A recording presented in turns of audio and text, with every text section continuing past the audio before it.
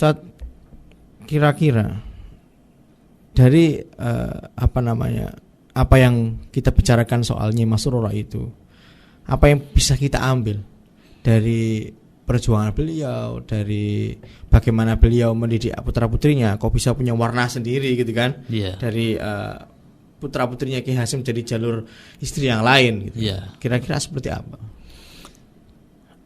Jadi kalau kita tahu bahwa Nyai Masrurah ini pernah ngikat Ki Hasyim gitu, itu berarti beliau punya sikap tegas kira-kira gitulah ya. Dan tegas ini bukan berarti apa-apa kan gitu. Jadi tahu harus berbuat apa gitu. Dan beliau paham bagaimana cara menjadi seorang istri kan gitu. Maka yang paling fenomenal itu kan hunna libasul lakum wa antum libasul lahun. Itu yang sering dikutip oleh Nyai Masrurah dan menjadi salah satu dialog ya yang di film Sangkia itu yang fenomenal. Bagaimana seorang istri itu harus menjadi layaknya pakaian yang meneduhkan ketika terik dan menghangatkan ketika dingin. Dan itu mungkin filosofi itu yang diagemi oleh Nyai Masrurah gitu, Nyai Masrurah. Dan bagaimana cara mendidik anaknya, saya belum menggali secara dalam. Cuman ketika saya baca-baca status FB-nya Ghazali itu pernah. Jadi Ghazali sharing bahwa punya Khadijah yang mendirikan Pondok Al-Masruriyah gitu kan. Ibuku hebat kata Ghazali gitu. Hebatnya apa? Agar anaknya itu mau minum obat gitu kan, tangan kanan ngasih sendok obat, ayo dimimi gitu. Tapi tangan kiri megang garpu, ayo dimimi gitu. Satunya maksa obat, satunya nakut-nakutin gitu ya. Dan itu mempan ya. Mempan. Ya itu menjadi guyonan lah ya. Sama seperti mungkin generasi di atas kita itu yang masih menangi jamu cekokan itu kan. Iya. Anak itu tiba-tiba ngaku sehat setelah ayo tak cekoki gitu. Jadi sehatnya itu supaya tidak minum jamu lagi. Oh ya sudah sehat. Soalnya pahit banget. Dicekok gitu ya. Nah itu punya Khadijah ini mungkin menjadi representasi menurut saya bagaimana Nyai Masrurah gitu. Karena Nyai Masrurah itu meninggal 79 ya, tahun 1979, dan itu dilanjut terahnya itu oleh Punya Khadijah. Dan Punya Khadijah ini juga alim dan Punya Khadijah ini mewarisi beberapa manuskrip gitu. Saya pernah itu nganter Mas Atung itu kan ke Ghazali. Atung ini cari naskah manuskrip untuk penelitiannya, tesis gitu. Nah, ada satu manuskrip yang dititipkan Ghazali ke Mas Atung gitu. Dan itu diperoleh Ghazali dari ibunya. Cuman melewat orang lain gitu, Jadi Punya Khadijah ini memang dari awal sudah mendesain anak-anaknya gitu. Jadi ketika umurnya sudah pas itu akan dititipi apa gitu. Mungkin dari situ kebiasaan itu sehingga membuat Gus Isom mencari manuskrip naskah-naskahnya Ki Hasyim.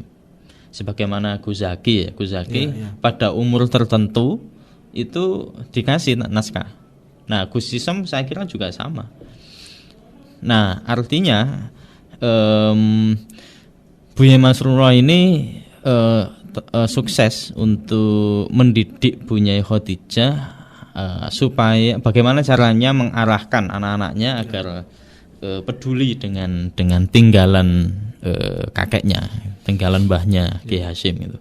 Jadi naskah-naskah yang sangat berharga itu bagi kalangan filologi itu ternyata juga beberapa disimpan oleh Bunyai Khadijah. Dan Bunyai Khadijah dapat dari mana? Kalau tidak dari entah Kiai Hasyim atau Bunyai Masrurah kan, kira-kira gitu. Betul. Dan ini menjadi bekal gitu, dan menjadi simbol, kira-kira gitulah, simbol bahwa ketika seorang anak itu sudah mencapai keilmuan tertentu, derajat keilmuan tertentu, ketika mendapatkan hadiah kitab atau manuskrip dalam hal ini dari sang ibu, ini sudah tahu ini kitab ini bukan punya kitab ini punya arti simbolik gitu. Oh, artinya disuruh mendalami, oh artinya disuruh belajar, oh artinya disuruh melestarikan, sehingga pemikiran-pemikiran Kiai Hasyim dalam hal keagamaan dan tradisi intelektual Kiai Hasyim ini bisa bersambung dan diteruskan oleh para dzurriyyahnya gitu. Ya itu ya, kalau zaman sekarang barangkali ibu-ibu ngasihnya ini HP ya. Iya, ini HP untuk sudah diam. Sudah hadiah kelulusan pakai HP gitu kan. Iya. Kalau dulu buku. Luar biasa. Buku, manuskrip ya. Dan ini manuskrip yang benar-benar makhtutat gitu. Ya. Bukan cetakan. Tulisan tangan. Dan entah ya, ketika Mas Atung neliti buku yang diterima Gus Zaki dari ibunya ini ternyata bukan dari Jawa.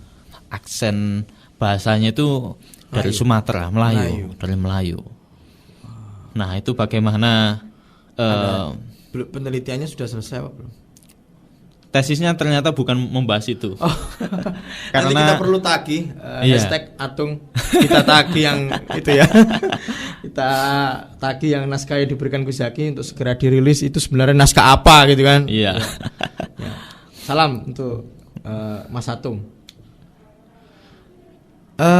Saya kira cukup Ustaz untuk membahas ya, Mas Surah. Kita ke depan akan bahas, nggak tahu lah ya, kita pikirkan lagi kita bahas apa lagi untuk tentang Kiai Hasyim. Tentunya pasti hal-hal yang sifatnya positif dan banyak hikmah yang bisa kita dapatkan dari apa yang kita bicarakan, itu yang paling penting. Semoga nambah rasa kecintaan kita kepada Kiai Hasyim. Nambah kecintaan kita kepada Kiai Hasyim, dan tentu bagi generasi sekarang, santri pun yang walaupun sudah di pesantren, belum tentu juga mereka mengkaji kiainya. Barang tentu maka dengan podcast ini barangkali siapapun yang mendengarkan atau menonton ini bisa terinspirasi dan lebih serius lagi untuk mendalami tentang kiai-kiai kita terdahulu yang sangat luar biasa. Oke, terima kasih Ustaz. Kita cukupkan podcast kali ini. Terima kasih. Semoga bermanfaat. Amin. Itu tadi pemirsa, penonton semuanya di rumah maupun yang di rumah ya, nggak ada yang di sini. Di rumah. Terima kasih sudah setia menonton podcast Radio Suara Tebu Ireng. Semoga bermanfaat. Khairunas anfa'uhum linnas. Pencinta Kiai Hasyim, assalamualaikum warahmatullahi wabarakatuh. Waalaikumsalam warahmatullahi wabarakatuh.